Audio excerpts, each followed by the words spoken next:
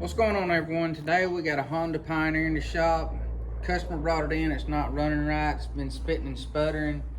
Dave's tried putting fuel pump and stuff on it.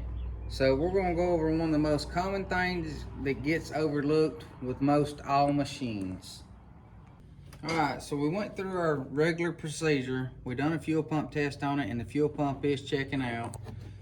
We done some other checking on it. Everything was checking out on it, so we went back to our basics. We pulled our air filter on it, pulled our air box on it, and pulled out our spark plugs. And when we got our spark plugs pulled out, we noticed,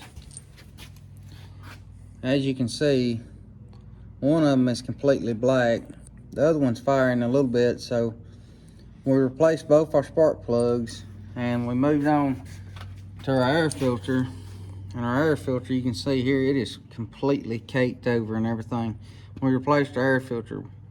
Once we got everything put back together, plugs and everything back in it, thing fired up, run like it's supposed to.